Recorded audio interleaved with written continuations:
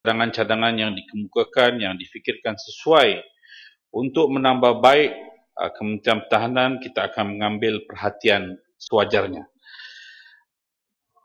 Yang berhormat SIK di dalam perbahasan ini telah membangkitkan isu berkaitan dengan kawalan keselamatan sempadan Malaysia Thailand bagi mengelak sebarang bentuk ancaman serta pencerobohan khususnya dan penyeludupan barang. Untuk makluman yang berhormat, bagi isu yang dibangkitkan ini, sememangnya pihak Angkatan Tentera Malaysia khususnya Tentera Darat telah memainkan peranan bagi memperkukuhkan kawalan keselamatan di kawasan berkenaan.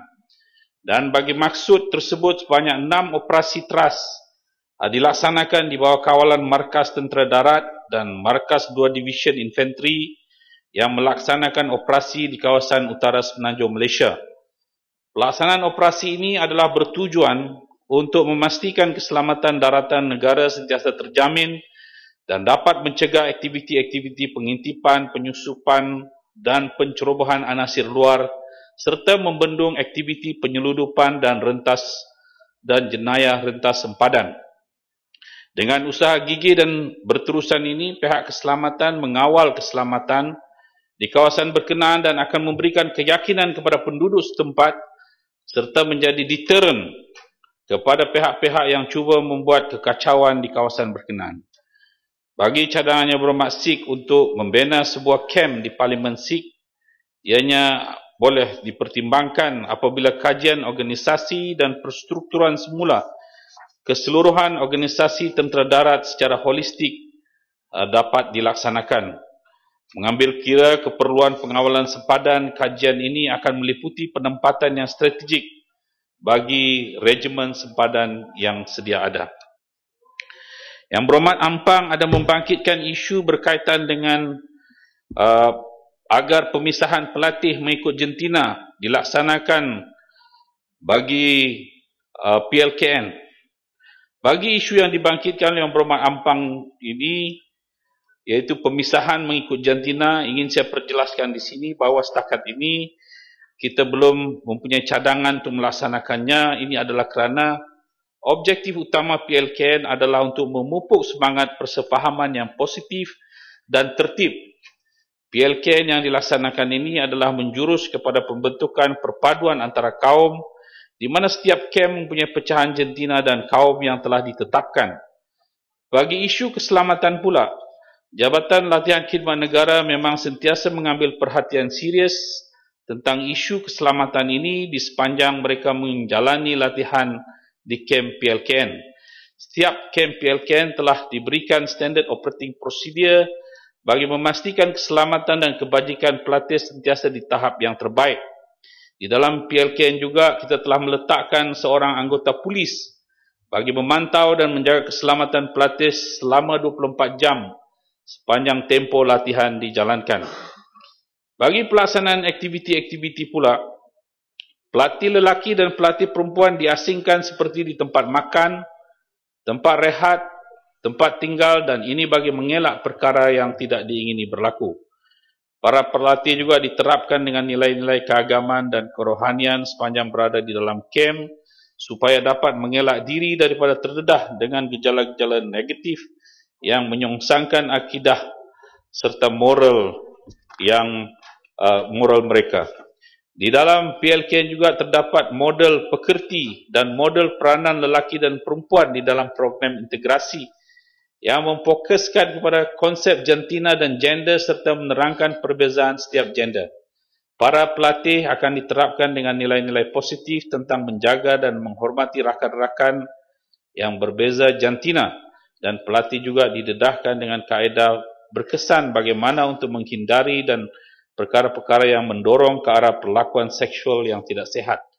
Justru itu, dengan pelaksanaan program yang telah dibentuk sedemikian rupa akan dapat melahirkan generasi muda yang berketerampilan serta mempunyai jati diri yang tinggi dan dapat memenuhi cabaran masa kini dan masa hadapan. Yang berhormat, ya Lumut, saya ingin mencadangkan supaya lulusan ataupun graduan PLKN ini kita wartakan nama mereka dan kita benarkan di belakang nama mereka diletakkan PLKN. Jadi ini boleh membezakan rakyat kita yang telah melalui PLKN atau sebaliknya. Mungkin ini akan memberi tambah nilai kepada diri pelatih tersebut. Terima kasih. Terima kasih Yang Berhormat. Kita akan mengambil maklum cadangan tersebut untuk dipertimbangkan. Yang Berhormat Seratuk ada mengatakan tentang telah bertanya berkaitan dengan punca dan penyebab kurangnya penyertaan di kalangan bukan Bumiputera dalam Angkatan Tentera Malaysia, khususnya dalam tentera darat, dan langkah proaktif perlu diambil untuk mengatasi masalah ini. Bagi isu yang dibangkitkan oleh Yang Berhormat ini, memang sememangnya penyertaan bukan Bumiputera masih lagi di tahap yang rendah di dalam perkhidmatan Angkatan Tentera Malaysia, khususnya tentera darat. Dan ingin saya jelaskan di sini, pihak Angkatan Tentera Malaysia telah mengambil dan sedang mengambil pelbagai inisiatif untuk menarik minat warga bukan Bumiputera untuk menyertai perkhidmatan Angkatan Tentera. Namun begitu, hasilnya masih lagi kurang memuaskan. Dan perkara ini berlaku mungkin adalah atas faktor-faktor tahap kesedaran yang kurang untuk menyertai perkhidmatan Angkatan Tentera Malaysia dan faktor latar belakang dan budaya keluarga yang menyebabkan mereka lebih cenderung kepada pekerjaan-pekerjaan yang diwarisi berbanding berkhidmat dengan Angkatan Tentera yang terikat dengan peraturan dan tahap disiplin yang tinggi. Walau bagaimanapun, pihak kementerian tidak pernah berputus asa dan sentiasa melipat gandakan usaha bagi menggalakkan penyertaan lebih ramai bukan Bumiputera dalam karya ini, dan di antara usaha yang diambil iaitu pameran kerja yang melibatkan sekolah-sekolah jenis kebangsaan, IPT, IPTS dan PLKN di seluruh Malaysia. Yang kedua, program turun padang melalui program Hari Bersama Pelanggan Kementerian Pertahanan dengan tujuan kempen pendedahan karya ketenteraan yang diadakan setiap sebulan sekali di kompleks Membeli Belah dan Pasaraya Utama yang menjadi tempat tumpuan umum. Yang ketiga, melokasikan pusat pemilihan di lokasi yang majoriti penduduknya bukan Bumiputera. Yang keempat, mengiklankan pengambilan di akhbar-akhbar utama bukan Bumiputera seperti Nanyang, Siang Pau dan Tamil Nesan. Tuan Yang Dipertua, terkini ialah langkah Kementerian Pertahanan melaksanakan penambahbaikan terhadap skim perkhidmatan Angkatan Tentera Malaysia yang telah diluluskan oleh kerajaan pada tahun 2013, dan ini diharap akan dapat menarik lebih ramai golongan belia bukan Bumiputera untuk menyertai perkhidmatan Angkatan Tentera, di mana ianya menjadikan skim perkhidmatan ini lebih menarik, kompetitif serta menjanjikan laluan kerja yang telus dan saksama serta penekanan kepada kualiti hidup seperti kemudahan perubatan, pergigian, perumahan, pengangkutan dan fasiliti sukan latihan yang bermutu. Yang Berhormat Menteri Temerloh bangun. Ya, sila. Ya, sila. Terima kasih Ketua. Terima kasih Pak Menteri. Saya nak bangkitkan tadi tentang PLKN. Kerajaan sebelum ini telah mencadang untuk mengkaji semula modul baru bagi PLKN ini.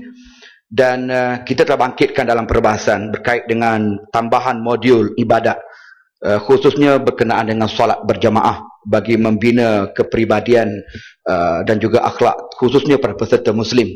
Sebab kalau kita lihat pada kajian, memang dahsyatlah, hanya 28.7% saja remaja-remaja Muslim yang mengerjakan solat berjamaah. Jadi kita minta supaya ini dimasukkan dalam modul PLKN yang terbaru untuk modul ibadat ini, khususnya untuk solat jemaah. Apakah pihak kementerian telah melihat perkara ini dan bagaimana perkembangannya? Terima kasih Yang Berhormat Temerloh. Sememangnya dalam modul pembinaan karakter kita telah menerapkan bidang-bidang yang telah Yang Berhormat sebutkan itu, iaitu berkaitan dengan pendidikan solat, dan juga bagi mereka yang bukan Islam, mereka juga digalakkan untuk mengadakan ibadah khususnya di gereja-gereja ataupun di tokong-tokong. Dan dalam pelan transformasi yang akan dilaksanakan dalam akan datang ini pun beberapa cadangan-cadangan yang baik akan boleh dipertimbangkan. Tapi percayalah Yang Berhormat bahawa apa yang dilakukan di dalam PLKN ini adalah merupakan satu pendekatan yang menyeluruh, iaitu untuk bukan sahaja ingin melihat anak-anak muda kita mempunyai jati diri yang tinggi, mereka juga mempunyai semangat patriotisme yang tinggi, tetapi yang lebih penting lagi mereka juga menjadi seorang insan yang baik yang sememangnya kita harapkan, kerana mereka adalah merupakan pewaris generasi kita di masa akan datang. Yang Berhormat Yang Berhormat Lumut ada membangkit berkaitan dengan beberapa isu, iaitu mencadangkan supaya agar aset-aset Angkatan Tentera Malaysia yang lapuk, yang tidak ekonomikal, supaya dapat dijual kepada negara lain yang berminat untuk membelinya, dengan cara kerajaan untuk mendapatkan sumber kewangan daripada hasil penjualan tersebut. Untuk makluman Yang Berhormat, Kementerian Pertahanan memang mengambil maklum berkenaan dengan cadangan tersebut, dan sebagaimana makluman Yang Berhormat, Kementerian sentiasa melaksanakan proses penjualan aset-aset yang telah dilupuskan, iaitu rosak dan tidak ekonomi untuk dibaiki.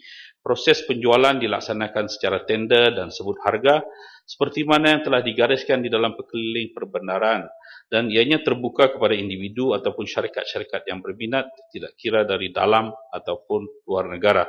Bagi tahun 2013 sahaja, sebanyak 182 penjualan secara sebut harga telah dilaksanakan, dan melalui proses penjualan tersebut, kerajaan telah menjana hasil sebanyak 9.08 juta. Manakala sehingga tahun 2014, sehingga September 2014, sebanyak 131 penjualan secara sebut harga telah dibuat dan kerajaan telah menjana hasil sebanyak 4.4 juta. Yang Berhormat juga ada membangkitkan berkaitan dengan isu status kesiapsiagaan aset-aset Angkatan Tentera Malaysia secara keseluruhannya, dan memperuntukkan daripada jumlah peruntukan yang besar dalam bajet tahunannya. Untuk makluman Yang Berhormat, memangnya kerajaan sentiasa peka kepada keperluan pertahanan negara dan melengkapkan Angkatan Tentera Malaysia dengan sistem persenjataan dan peralatan sokongan yang berteknologi tinggi serta moden. Ianya adalah bertujuan untuk menentukan ATM sentiasa relevan dan kredibel, serta sentiasa berada dalam keadaan siap siaga yang tinggi. Tahap kesiapsiagaan ATM ini perlulah dikekal dan dipertingkat dari masa ke semasa agar Angkatan Tentera Malaysia bersedia untuk melaksanakan tugas mempertahankan kedaulatan negara dari sebarang ancaman. Tahap kesiapsiagaan aset-aset Angkatan Tentera Malaysia pada masa kini merangkumi kelengkapan sistem persenjataan dan peralatan sokongan pada keseluruhannya adalah sentiasa berada tahap kesiapsiagaan yang tinggi dan memuaskan. Aset-aset ini perlu sentiasa diselenggara dan ianya memerlukan perbelanjaan kewangan yang besar seperti mana diperuntukkan dalam bajet tahunan. Peruntukan yang diberi kerajaan telah digunakan sebaik yang mungkin oleh Angkatan Tentera Malaysia dalam memastikan semua aset-aset sedia ada diselenggara dengan baik dan boleh diguna secara berkesan pada bila-bila masa. Datuk Yang Tua. Ya. Yang Sila Lumut. Menteri, kalau kita lihat kepada Kertas Perintah 42/2014, aset yang diletakkan di sini, nilai aset untuk diselenggara ialah 70%. Sedangkan kita tahu 1/3 daripada aset itu sentiasa berada di dalam status senggaraan. Jadi saya berpendapat gambaran yang diberi di dalam kertas perintah ini tidak berapa tepat. Oleh itu saya ingin mencadangkan supaya kesagaan untuk 2/3 aset itu sepatutnya lebih daripada 90%. Sebab itu kita belanjakan berjuta-juta, beratus juta untuk urus senggaraan kapal. Maklumat yang terbaru saya dapat urusan senggaraan ini, KD Kedah masih lagi dalam keadaan refit di Limbungan Labuan, kini telah memakan peruntukan sebanyak 120 juta, sedangkan kapal tersebut masih lagi di dalam limbungan. Saya minta Menteri supaya melihat keadaan ini supaya ia tidak belanja berlebihan, aset kita tidak bersedia untuk beroperasi. Terima kasih. Terima kasih kepada yang berhormat yang sentiasa yang prihatin terhadap isu berkaitan ini. Sememangnya kerajaan sentiasa mengharapkan supaya tahap kesiapsiagaan kita di tahap yang tinggi, dan ini pun memanglah menjadi harapan kepada anggota tentera kita, kerana dengan tahap kesiapsiagaan yang tinggi itu akan memastikan bahawa anggota tentera kita dan juga angkatan tentera kita sentiasa dalam keadaan yang kredibel dan relevan. Tetapi kita harus sedia maklum bahawa peruntukan-peruntukan untuk mendapatkan bajet peruntukan bagi menyelenggara ini kadang-kadang ianya agak, memanglah kita sentiasa menghadapi kesukaran untuk mendapatkan sepenuhnya. Tetapi dengan sokongan daripada yang berhormat itu, insyaAllah pihak Kementerian Kewangan akan lebih bersimpati supaya memastikan bahawa setiap peralatan yang kita miliki itu dapat diselenggara dengan baik dan dapat digunakan dengan baik, dan sekiranya berlaku kejadian-kejadian yang tidak diingini, maka kita dapat menghadapinya dengan lebih berkesan. Yang berhormat, Lumut juga ada membangkitkan berkaitan dengan perolehan aset magnetron yang didakwa hanya bernilai 10,000 tetapi dibeli oleh kementerian pada harga 182,000.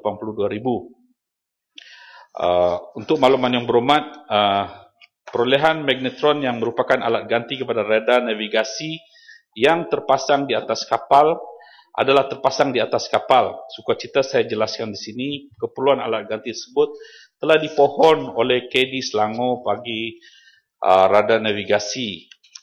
Kapal berkenaan pada 24 Februari 2014 masa dalam pelayaran pulang ke pangkalan TLDM Lumut dari perairan Laut Cina Selatan. Keperluan itu adalah amat mendesak kerana ketiadaan alat ganti akan menjejaskan keupayaan radar navigasi dan kapal tidak dapat beroperasi serta meneruskan pelayaran pulang ke Semenanjung. TLDM telah membuat tinjauan pasaran pada 25 Februari 2014 dan mendapati harga termurah ialah RM182,000 dengan stok sedia ada. Pembakalan telah dilakukan pada 25 Februari 2014 dan seterusnya pengantaran ke Areno Kuching dilaksanakan pada hari yang sama. Penerimaan alat ganti di kapal itu selesai pada 26 Februari di mana keperluan mendesak kapal berkenaan telah dapat diselesaikan dalam tempoh kurang daripada 72 jam. Sebagai makluman, terdapat berbagai jenis peralatan magnetron di pasaran dan harganya juga berbeza di antara RM100,000 hingga RM400,000 mengikut jenis atau model peralatan. Tuduhan bahawa alat ganti tersebut boleh diperoleh dengan harga RM10,000 tidak berasas sama sekali dan tidak dapat dibuktikan oleh mana-mana syarikat. Datuk Yang di-Pertua, saya ingin perbetulkan kenyataan Yang Berhormat Menteri. Oleh kerana saya boleh nasihatkan Yang Berhormat Menteri buka sendiri Google search magnetron. Nilai dia memang ada berbagai jenis magnetron. Nilai dia antara 619 ringgit US dollar ke 800 euro. Berbagai jenis magnetron. Jawapan yang diberi memang saya boleh jangkakan. Oleh kerana atas dasar keperluan kecemasan, dia boleh meningkat sampai 182K. Untuk makluman Yang Berhormat Menteri, saya ada rekod penjualan, penerimaan dan stok alat tersebut. Sekarang ini 6 lagi magnetron diperlukan oleh sama ada KD Kedah ataupun KD Selangor, dan juga di sini ditulis PVCM, Petro Vessel. Saya tak pasang sama ada maintenance team ke apa ke. Ada lagi 6 permohonan menunggu. Sekiranya 182K ni diduluskan, 6 lagi ni akan menurut dengan harga 182K juga. Sedangkan harganya kita tahu, kita boleh siasat sendiri, memang antara 10,000 hingga 12,000 saja. Ini merupakan ketirisan yang berlaku. Saya juga baru dapat maklumat perkara seperti ini akan dibuat kepada SKF Bearing yang harganya 300 saja. Boleh jadi sampai 12,000, 13,000. Oleh kerana apa? Ada pegawai kata, aku nak 100K. Aku nak 10K. Ini yang berlaku di dalam logistik. Oleh itu, saya mintalah yang Menteri Siasat betul-betul lah. Ini ketirisan yang berlaku. Bukan, saya percaya bukan saja berlaku di dalam tentera laut, begitu juga tentera darat dan tentera udara. Macam pagi tadi kita dengar wakil SPRM ada di unit-unit berkenaan. Jadi dalam hal ini mungkin kita cadangkan supaya wakil SPRM boleh duduk di situ lah, lihat bagaimana ketirisan yang berlaku di dalam angkatan tentera, khasnya mungkin di departmen yang lain umumnya. Terima kasih Yang Amat Menteri. Yes. Pak Lumut, dia untuk makluman ahli-ahli Yang Berhormat Lumut ini adalah seorang pegawai di Tentera Laut yang bertanggungjawab dalam bidang logistik dan juga kejuruteraan, iaitu mengetahui sedikit sebanyak berkaitan dengan perkara-perkara pembelian. Mungkin beliau berkhidmat di situ lama dan dia tahu. Tetapi saya ingin nyatakan di sini, bahawa apa yang maklumat yang telah diberikan kepada saya bahawa perkara itu tidak timbul kerana pembelian itu adalah pembelian emergency. Bagaimanapun satu lembaga siasatan lembaga jawatankuasa lembaga siasatan saya telah diberitahu tadi bahawa telah pun ditubuhkan untuk melihat tentang perkara ini. Cuma saya ingin nyatakan di sini bahawa kita tidak akan we don't contain perkara-perkara yang boleh menyebabkan ketirisan kepada kerajaan, kerana kita juga mahu melihat bahawa setiap pembelian itu adalah berasaskan kepada value for money dan tidak merugikan kerajaan. Kerana seperti mana yang Berhormat katakan tadi, bahawa kalau sekiranya ianya dapat dijimatkan, maka mungkin banyak perkara-perkara lain yang boleh kita lakukan. Dalam soal itu kita berkongsi pendapat, dan saya juga telah meminta dalam banyak pertemuan saya juga sering menekankan soal usaha untuk menghadapi ataupun memastikan tidak ada ketirisan yang keterlaluan berlaku di dalam setiap pembelian-pembelian aset. Yang Berhormat Lumut juga ada bangkit berkaitan dengan PU Butterworth, penggalan udara Butterworth ke lokasi baru. Ini saya telah jawab dalam sesi yang lalu bahawa memanglah terdapat cadangan land swap yang telah dikemukakan oleh syarikat swasta untuk membangunkan tanah PU Butterworth, dan ianya telah pun dikaji oleh bukan sahaja Kementerian Pertahanan tetapi juga oleh unit kerjasama awam swasta, kerana ini adalah merupakan keputusan kerajaan, dan di dalam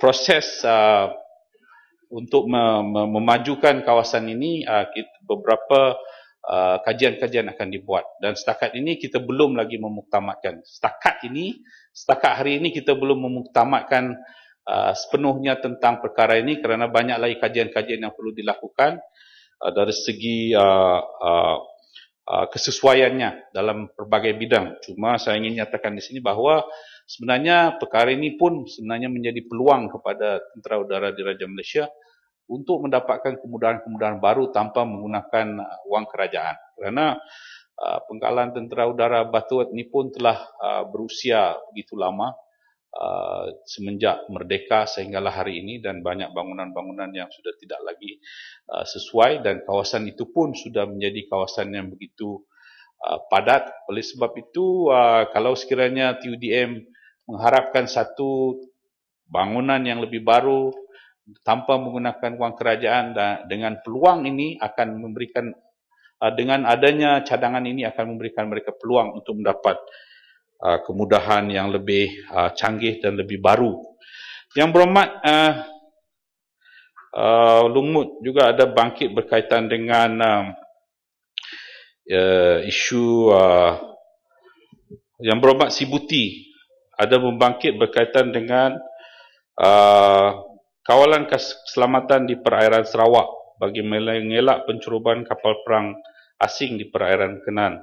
Untuk makluman Yang Berhormat, sememangnya Laut Cina Selatan adalah merupakan laluan utama pelayaran Lautan Pasifik dan Lautan Hindi. Kapal perang yang melalui perairan ini dianggap tidak menceroboh selagi mereka tidak melakukan aktiviti-aktiviti yang bertentangan dengan undang-undang antarabangsa.